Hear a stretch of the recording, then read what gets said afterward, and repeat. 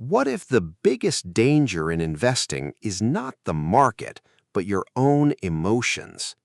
In The Intelligent Investor, Benjamin Graham teaches one simple idea.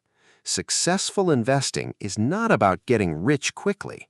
It is about protecting your money, making smart decisions, and staying patient for the long term.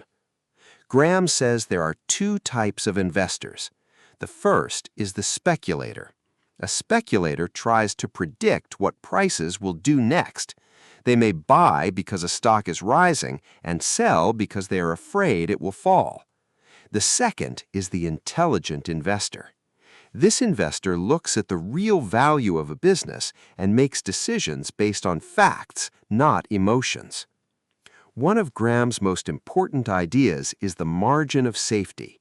Imagine buying something worth $100 for $70.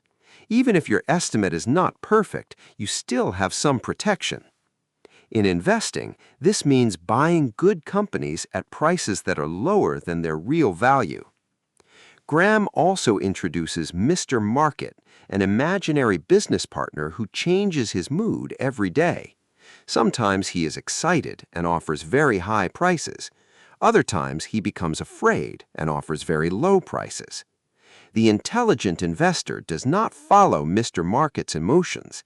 Instead, they use his changing prices as opportunities. Another important lesson is diversification. Do not put all your money into one investment. Spreading your money can reduce risk. Graham also reminds us that investing requires patience. You do not need to predict every market movement. You need a clear plan and the discipline to follow it. The biggest lesson is simple. Investing is not about being clever every day. It is about making sensible decisions over many years. So before you invest, ask yourself, am I investing based on facts or fear and excitement? Be patient. Control your emotions. Look for value. And always protect yourself with a margin of safety. Want to listen to the full audiobook? Try it with a free trial using the link in the description.